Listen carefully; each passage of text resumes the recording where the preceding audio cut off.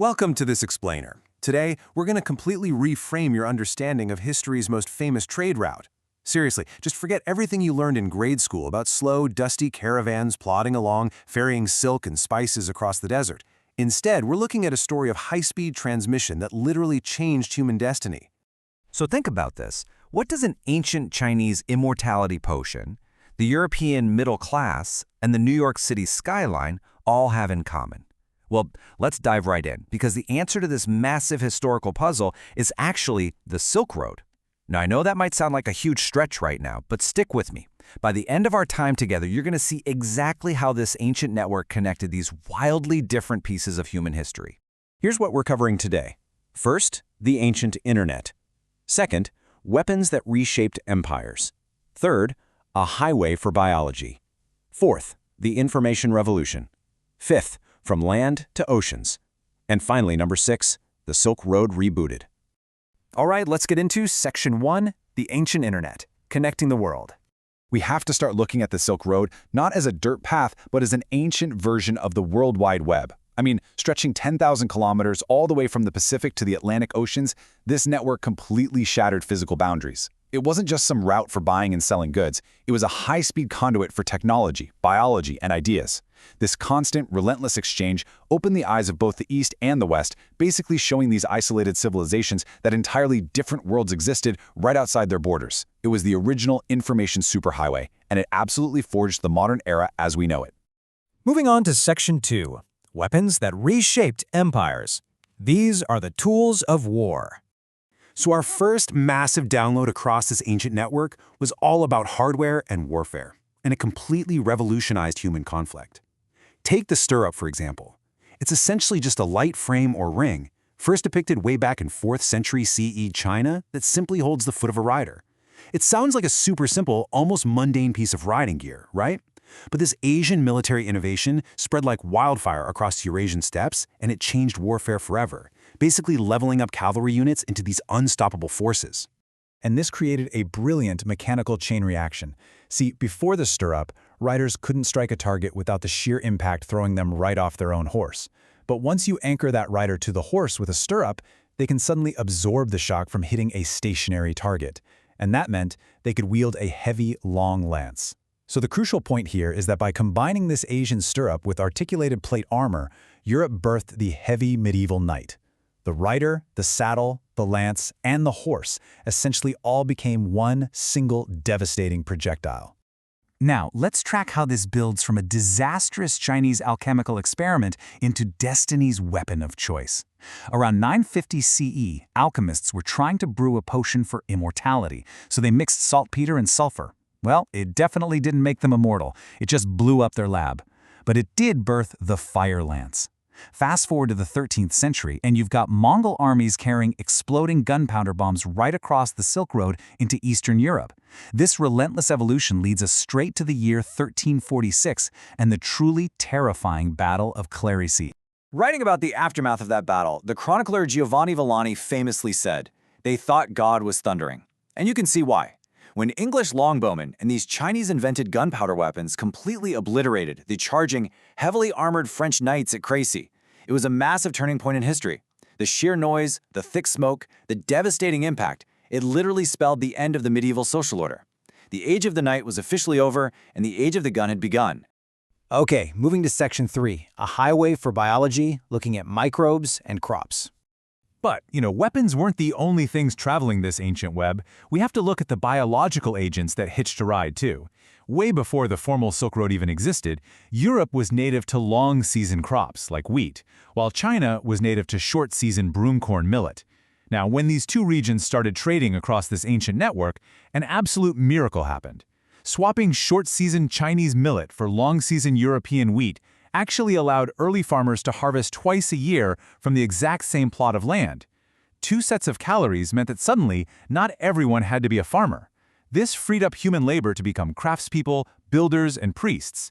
It basically gave humanity the massive excess energy we needed to build complex civilization. However, there was definitely a darker side to all this biological exchange. Take the Shrunquanzi relay station, an ancient Silk Road pit stop right in the middle of a parched desert. Archaeologists there uncovered something pretty unique. 2,000-year-old hygiene sticks, which is essentially ancient toilet paper, complete with preserved cloth, and yes, human feces. Okay, I know it's gross, but it's also absolutely fascinating. Because by digging in this Silk Road latrine, archaeologists found these sticks that revealed a totally hidden, microscopic migration that was happening right alongside the trade of silk and jade. When they did a lab analysis, it revealed these incredible hitchhikers on the ancient web. We're talking roundworm, whipworm, tapeworm from undercooked pork, and perhaps most shockingly, the Chinese liver fluke. Now, why is that last one so important?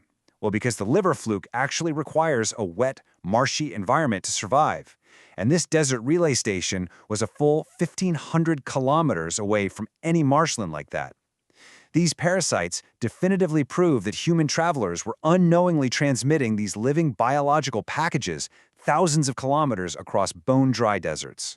And unfortunately, this biological highway ultimately culminated in one of the darkest chapters in human history, the Black Death.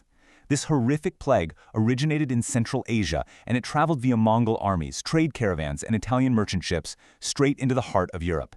It ended up wiping out a staggering 1/3 of the European population. It was an apocalyptic download that literally brought medieval society to a grinding halt. Let's turn to Section 4, the Information Revolution, all about spreading ideas. Now, while the plague brought immense, unimaginable tragedy, it ironically also created a massive labor shortage, which in turn built a newly affluent European middle class.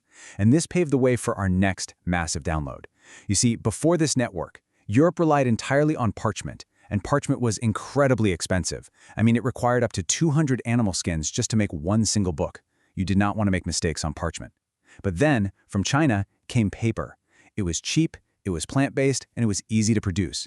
Now sure, European monks were highly suspicious of it at first. They even called it vile material. But its cheap, plant-based nature changed absolutely everything. It allowed artists like Michelangelo to just draft ideas and casually throw them away if they didn't work. And it allowed administrators to massively scale up their record-keeping. It was the first real democratization of knowledge.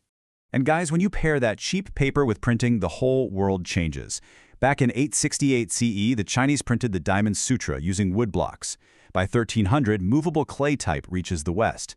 And then boom, in 1440, Johannes Gutenberg invents the metal movable type press, which was perfectly suited for the 26-letter Latin alphabet. By combining that Chinese invention of paper with the European optimization of the printing press, new ideas started spreading like wildfire, eventually sparking massive social upheavals like the Protestant Reformation. All right, Section 5, from land to oceans, looking at new trade routes. So what actually happens when the world's most important land network suddenly just goes offline? Well, in the year 1453, the Ottoman Empire captured the heavily fortified city of Constantinople. And how'd they do it? By using a massive bronze cannon, powered thanks once again to that ancient Chinese gunpowder. They shattered the city walls, and in doing so, they effectively severed the Silk Road, completely cutting Europe off from the highly lucrative Asian spice and silk trade.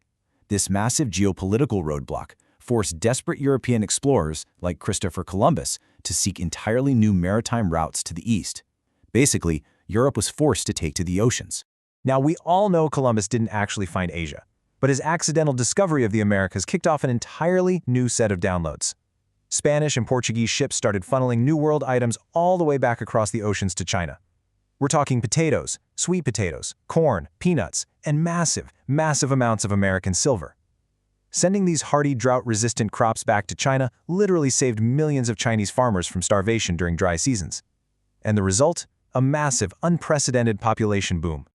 And crazy enough, the legacy of the Silk Road even reached the shores of the New World. Get this. Back in America in 1825, canal builders ran into a solid ledge of dolomite rock in New York State. Hand tools were completely useless against it, so what did they do? That ancient Chinese gunpowder was brought in to blast a 4-mile waterway right through the solid rock to complete the Erie Canal. This connected the Great Lakes straight to the Atlantic Ocean, creating a direct line for maritime commerce that totally transformed New York City from a small regional port into the booming global megacity we know today. Finally, Section 6, the Silk Road rebooted, looking at modern networks. Let's bring this whole thing full circle now, because the Silk Road isn't just some dusty history lesson. It is actively being rebooted as we speak. Today, this new version of the ancient web is absolutely massive. We have the Yiwu Railway, which is this 12,000-kilometer overland train rocketing consumer goods from China to Western Europe in under 20 days. And then, of course, there's the One Belt, One Road initiative. This is a staggering $1 trillion transport network connecting 60 countries and basically two-thirds of the world's population. Massive overland trains and these trillion-dollar infrastructure initiatives are literally reviving the exact same Eurasian trade routes that built the modern world in the first place. But, it doesn't end on the ground. With China now launching Pathfinder nano satellites to create a literal space Silk Road for navigation and data across these regions, we really have to ask ourselves, for 2,000 years, this network shaped the Earth. So how is it going to shape the stars? What is the next massive download on this network going to be? It's an absolutely fascinating question, and it's one we are watching unfold right in front of us today. Thanks so much for joining this explainer, and I'll catch you next time.